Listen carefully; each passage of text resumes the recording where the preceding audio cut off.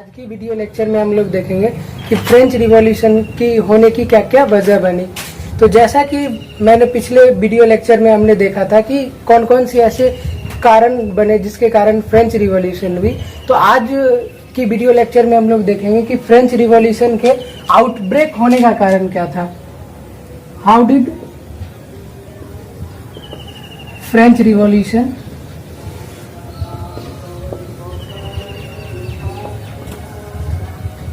Outbreak. French revolution France के अंदर फैला कैसे, वो आज की वीडियो लेक्चर में दोस्तों हम लोग समझते हैं। तो जैसा कि पिछले वीडियो में भी मैंने बताया था कि जो लुइस 16 था वो इतना कमजोर, वो इतना इनकम्पिटेंट रूलर था कि वो अपना खुद का डिसीजन नहीं ले सकता था।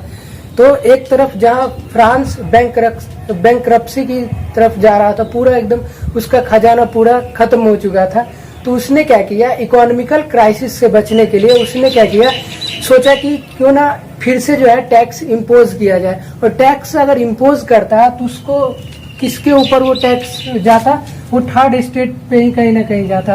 तो उसने क्या किया, फिर से अपने जो मिनिस्ट्री ऑफ फिनांस था, कौन, जैक्स निकर, उसको फिर से रिकॉल्ड किया। और उसने फिर क्या किया, 5 मई 1789 को उसने स्टेट जनरल मीटिंग को कॉल बुलाया। और वो मीटिंग कहाँ पे बुलाया, अपने प्लेस ऑफ वर्साइल पे उसने क्या किया, मीटिंग को बुलाया। एक स्टेट जनरल का उसने मीटिंग बुलाया जिसमें उसने बोला कि तीनों स्टेट के जो रिप्रेजेंटेटिव हैं वो आएंगे और वहां पे हम लोग क्या करेंगे, फैसला लेंगे, आगे का इकोनॉमिकल रिफॉर्म्स के बारे में हम लोग फैसला लेंगे।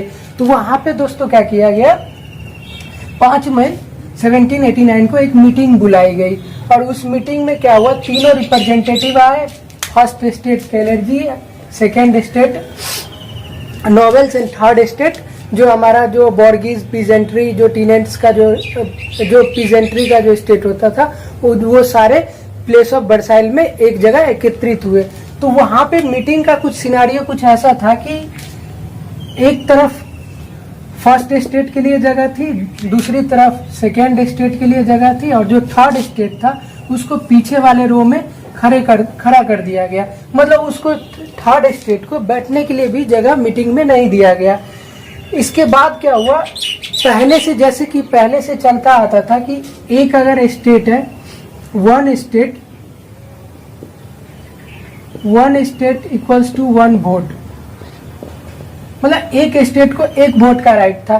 तो ये दोनों टैक्स से एग्जम्पशन था, इन दोनों को टैक्स नहीं देना पड़ता था, तो मैक्सिमम मुद्दों में ये दोनों क्या होते थे, आपस में एक साथ हो जाते थे। और ये इनका अगर ऑल्दो इनका जो नंबर की अगर बात करें तो फर्स्ट स्टेट में 300 मेंबर्स, सेकेंड स्टेट में भी 300 मेंबर्स, और थर्ड स्टेट में 600 मेंबर्स। फिर भी जो वोटिंग का जो राइट था, जो पहले से जो वोटिंग का सिस्टम था, कुछ ऐसा था कि एक स्टेट को 1 ग्रुप 1 वोट, 1 ग्रुप 1 वोट। तो जो टैक्स का मुद्दा होता था वहां पे ये दो अगर एकत्रित भी अगर हो जाएंगे तो एक वोट इनका 2 वोट, और ये अगर एक वोट अगर अगेंस्ट में भी डालते तो भी मेजोरिटी में इनकी जीत हो जाती थी। तो इस कारण क्या हुआ, लुइस 16 का इस बार भी कुछ प्लान ऐसा ही था कि क्या करना है, फिर से वही पुराना जो ट्रेडिशनल सिस्टम है वोटिंग का वो करवाना है और फिर से न्यू टैक्सेस को इम्पोज कर देना है। लेकिन इस बार जो थर्ड ग्रुप थे उन्होंने कुछ और डिमांड कर दिया। उन्होंने मीटिंग में डिमांड किया, नहीं 1 ग्रुप 1 वोट का सिस्टम नहीं, ईच मेंबर 1 मेंबर 1 वोट का सिस्टम होना चाहिए, 1 मेंबर 1 वोट। और इसमें जो ज्यादा जिस भी रिप्रेजेंटेटिव अगर किसी भी मुद्दे पर जिसको ज्यादा वोट मिलेगा उसको इम्प्लीमेंट किया जाएगा। तो ये जो रीजन था, ये जो थर्ड स्टेट के द्वारा जो प्रपोज किया गया नया सिस्टम था, इसको सबने, लुइस 16 ने और सभी स्टेट ने इसका विरोध किया, जिसके कारण क्या हुआ, ये इनकी बातों को नहीं माने। तो जिससे नाराज होकर क्या हुआ, थर्ड स्टेट चला गया, मीटिंग वो प्लेस से बाहर निकल गए। और लुइस 16 ने यहाँ पे एक बहुत बड़ा मिस्टेक किया। जैसे ही बाहर निकले उन्होंने क्या किया, प्लेस ऑफ वर्साइल का डोर बंद कर दिया, जिससे क्या हुआ कि ये थर्ड स्टेट के मेंबर और भी ज्यादा थोड़ा गुस्से में हो गए और उन्होंने क्या किया, प्लेस ऑफ वर्साइल के बाहर ही जो टेनिस कोर्ट था, जो प्लेस के बाहर जो ग्राउंड था वो टेनिस कोर्ट, वहां पे ये सारे एकत्रित हो गए और इन्होंने क्या किया, एक शपथ ली कि जब तक कब हम लोग मोनार्क सिस्टम के रूल को जब तक अगर हम लोग खत्म नहीं कर देते हैं तब तक हम लोग क्या रहेंगे, संगठित रहेंगे। और इन्होंने क्या किया, मोनार्किज्म को खत्म करने के लिए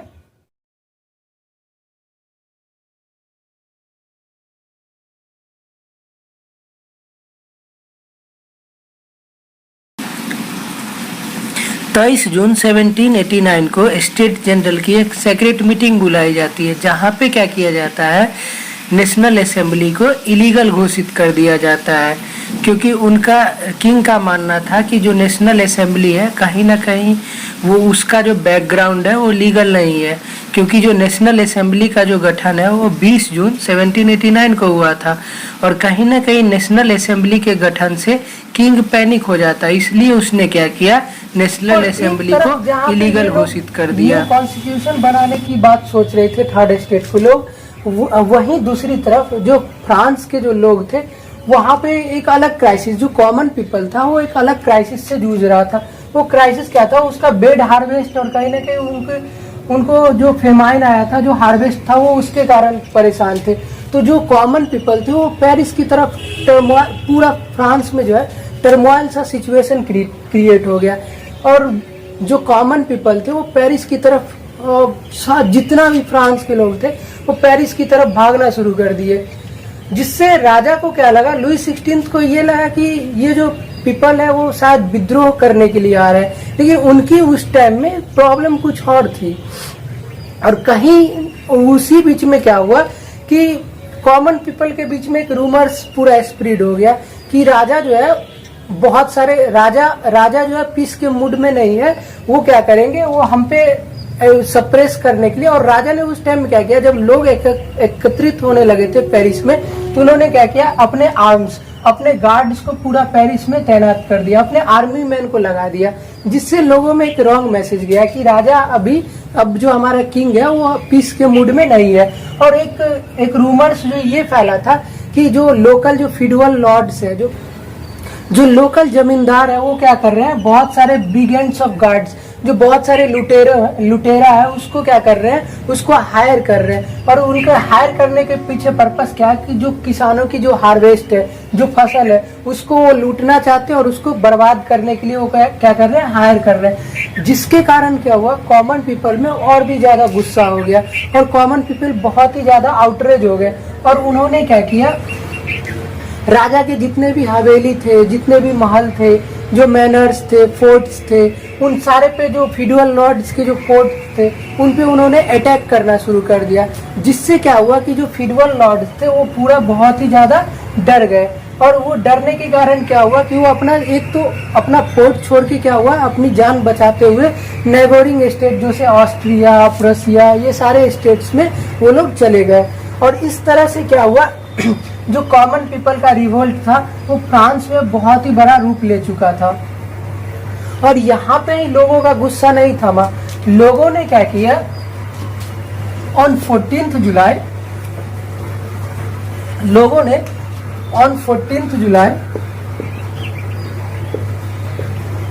1789 को जो बास्टिल का जो फोर्ट था, बास्टिल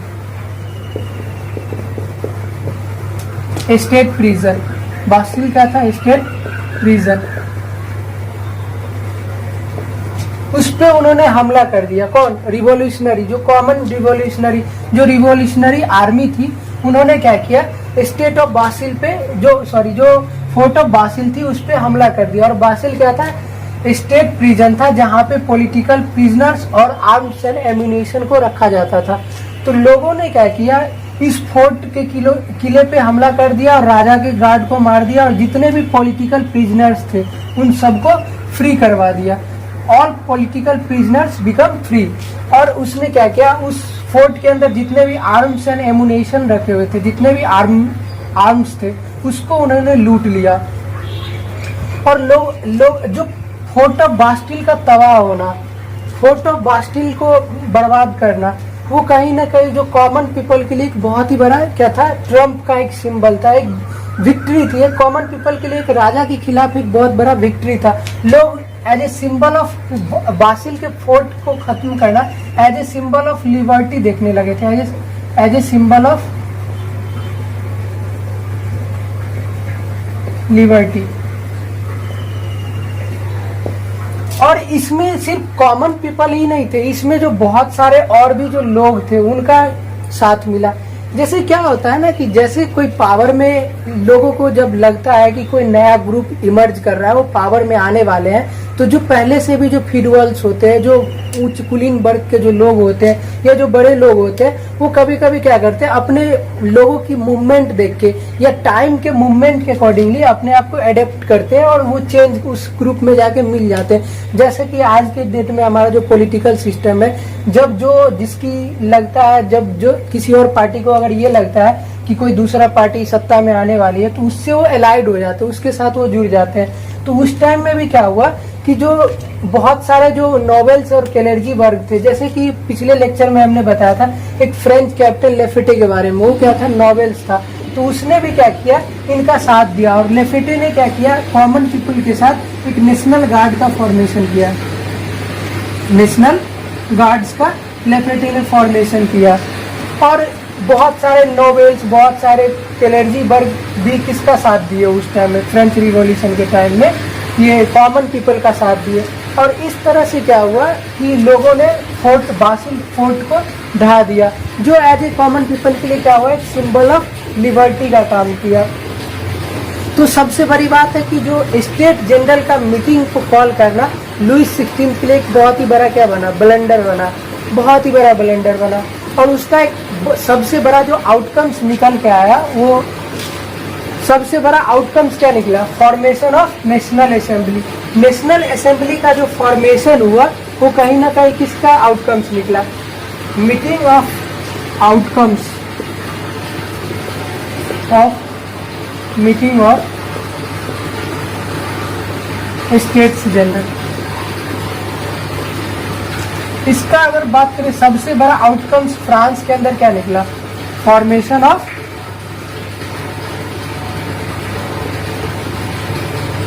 नेशनल असेंबली।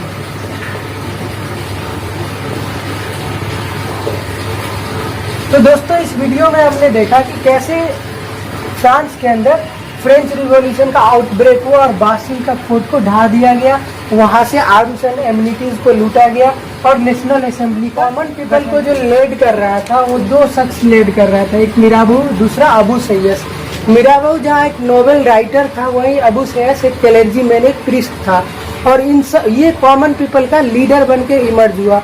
और उसने कॉमन पीपल के साथ एक ओथ लिया जिसको फेमसली क्या बोला गया, टेनिस ओथ, जहाँ पे उसने क्या किया कि हम लोग तब तक यूनाइट रहेंगे जब तक क्या हो, न्यू कॉन्स्टिट्यूशन ड्राफ्ट नहीं हो जाता। और इन्होंने न्यू कॉन्स्टिट्यूशन में उन्होंने एक चीज पे जो सबसे ज्यादा फोकस किया, न्यू कॉन्स्टिट्यूशन